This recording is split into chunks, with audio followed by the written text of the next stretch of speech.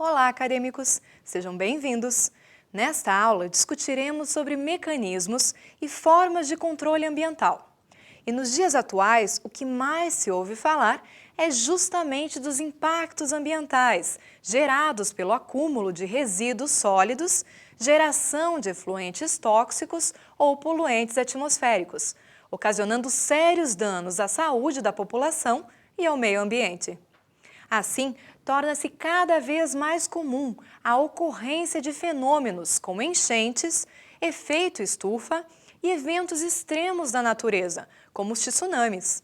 Dessa forma, é necessário estudarmos e compreendermos bem sobre o assunto, para que possamos escolher os mecanismos de controle ambiental mais eficientes.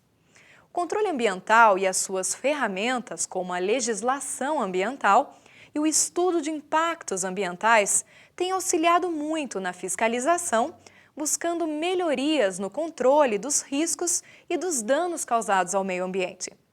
Vale lembrar que o controle ambiental é regido por leis, decretos e normas técnicas e tem como objetivo principal assegurar a qualidade de vida da população.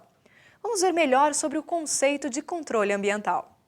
O controle ambiental é composto por regras definidas, destinadas à fiscalização ambiental.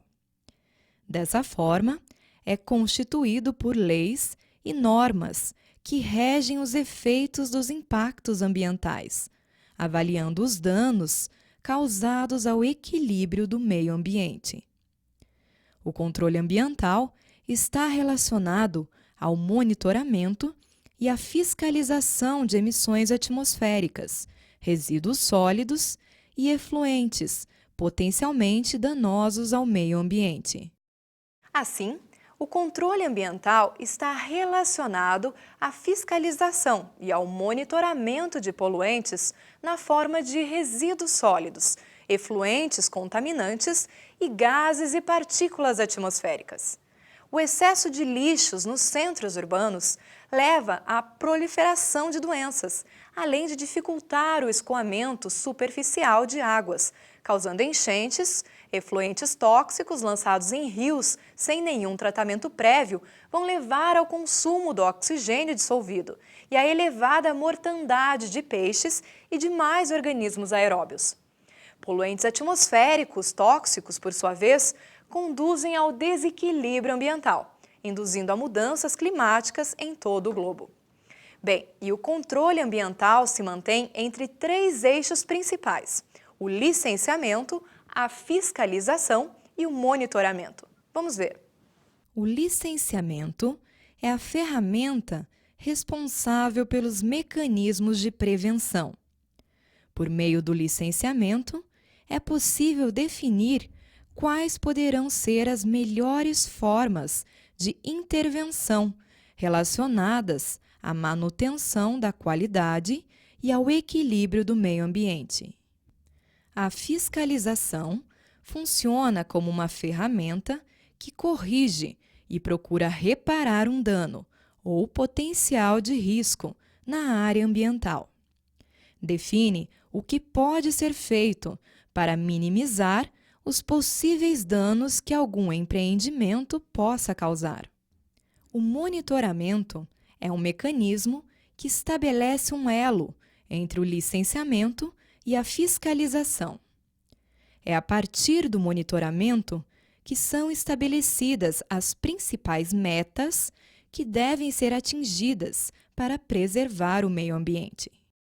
Assim, o licenciamento utiliza algumas ferramentas que possibilitam a prevenção, entre elas o EIA-RIMA, ou Estudo de Impacto Ambiental, Relatório de Impacto Ambiental, que controla e decide o que deve ser feito para que os impactos ambientais sejam minimizados durante a implantação ou operação de um determinado empreendimento. A fiscalização, por sua vez, poderá ser utilizada como uma ferramenta de reparação, isso é, corrigindo e modificando processos para que os riscos ou danos causados ao meio ambiente sejam sanados ou minimizados. Já o monitoramento constitui-se em uma conexão entre o licenciamento e a fiscalização. Isso é, ele vai estabelecer a melhor forma através da definição de metas para que os objetivos de adequação ambiental possam ser atingidos.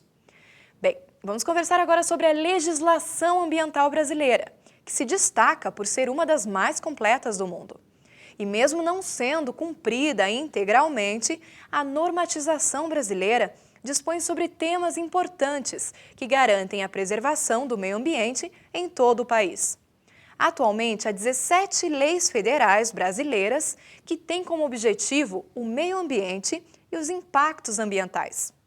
Vamos começar falando um pouco sobre a Lei número 7.347, de 24 de julho de 1985, conhecida como Lei da Ação Civil Pública. A matéria dessa lei é definida como de interesse difuso, isso é, de questões que interessam a todos, de forma geral e indeterminada. Assim, a Lei da Ação Civil Pública é um instrumento processual do qual podem se fazer valer o Ministério Público ou outras entidades centralizadas ou descentralizadas de direito público, como autarquias, ou de direito privado, como associações, desde que para interesses do bem coletivo. Assim, essa lei trata da ação civil pública de responsabilidade por danos causados ao meio ambiente, ao consumidor e ao patrimônio artístico, turístico ou paisagístico. Bem, outra lei ambiental de grande importância é a chamada Lei dos Agrotóxicos. Vamos ver.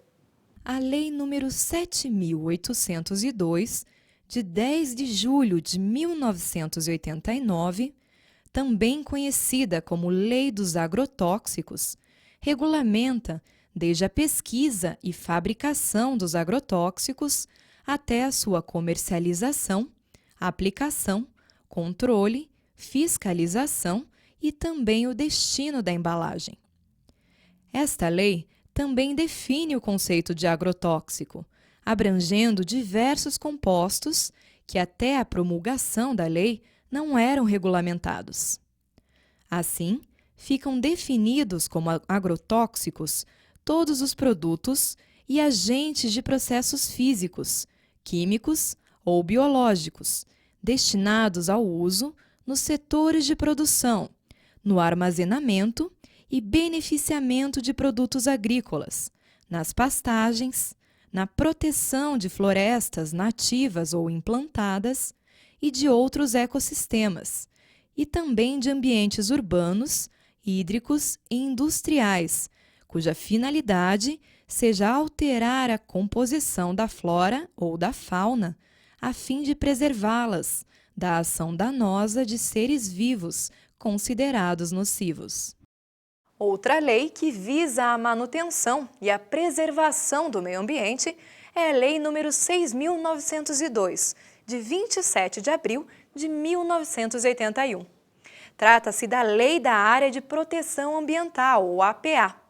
Esta lei criou as chamadas estações ecológicas, áreas destinadas à realização de pesquisas básicas e aplicadas de ecologia, à proteção do ambiente natural e ao desenvolvimento da educação conservacionista. As estações ecológicas são áreas representativas de ecossistemas brasileiros, sendo que 90% delas devem permanecer intocadas e 10% podem sofrer alterações para fins científicos. Em relação às atividades produtivas no Brasil, duas leis se destacam.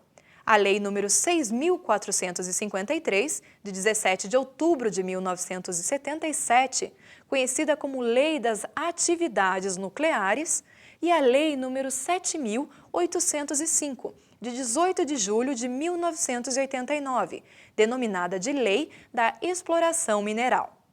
A Lei das Atividades Nucleares dispõe sobre a responsabilidade civil por danos nucleares e a responsabilidade criminal por atos relacionados com as atividades nucleares.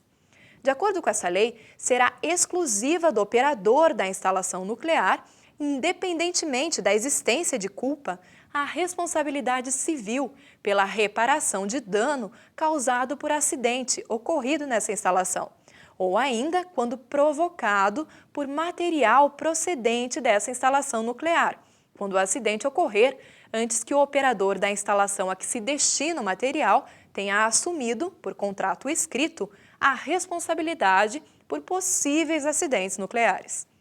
A Lei da Exploração Mineral, por sua vez, cria o regime de permissão de lavra garimpeira, que é o aproveitamento imediato de jazidas minerais, que por sua natureza, dimensão, localização e utilização econômica possam ser lavradas, independentemente de prévios trabalhos de pesquisa, segundo critérios fixados pelo Departamento Nacional de Produção Mineral, DNPM.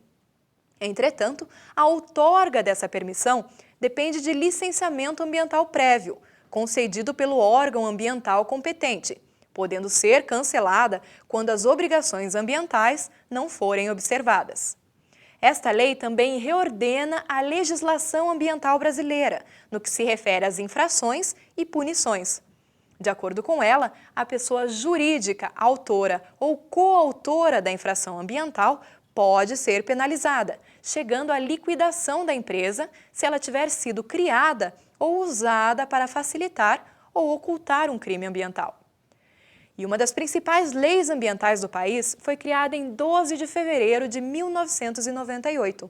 Trata-se da Lei de Crimes Ambientais. Veja só.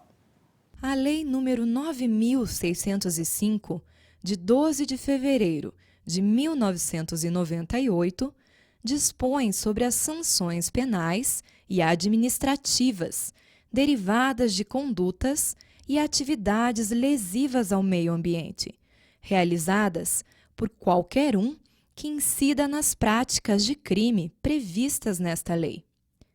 Aí podem ser incluídos diretores, administradores, membros de conselho e de órgãos técnicos, auditores, gerentes ou qualquer um que, sabendo da conduta criminosa, deixar de impedir a sua prática, quando podia agir para evitá-la. As pessoas jurídicas serão responsabilizadas administrativa, civil e penalmente, conforme o disposto nesta lei. Entretanto, esta responsabilidade não exclui aquela das pessoas físicas, autoras, coautoras ou participantes do mesmo fato. De acordo com a Lei de Crimes Ambientais, aquele que matar, perseguir, caçar, apanhar ou utilizar espécimes da fauna silvestre, nativos ou em rota migratória, sem a devida permissão, licença ou autorização da autoridade competente ou em desacordo com a obtida, será punido com pena de detenção e multa, incorrendo na mesma punição aqueles que impedem a procriação da fauna ou comprometem abrigos ou criadouros naturais. Da mesma forma, é crime punível com detenção e multa destruir ou danificar floresta considerada de preservação permanente, mesmo que em formação, ou utilizá-la infringindo as normas de proteção. A pena pode ser agravada em reclusão, no caso em que sejam provocados incêndios em matas ou florestas. Além disso, essa lei inova ao tipificar a poluição como crime ambiental. De acordo com ela, causar poluição de qualquer natureza em níveis tais que resultem ou possam resultar em danos à saúde humana ou que provoquem a mortandade de animais ou a destruição significativa da flora, implica em reclusão por até 4 anos e multa.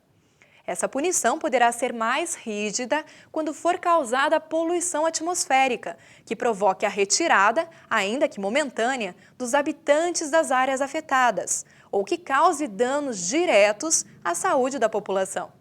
Também serão mais graves os casos em que sejam lançados resíduos sólidos, líquidos ou gasosos, ou ainda detritos, óleos ou substâncias oleosas em desacordo com as exigências estabelecidas em leis ou regulamentos. Bem, pessoal, ficamos por aqui. Abraços e ótimos estudos!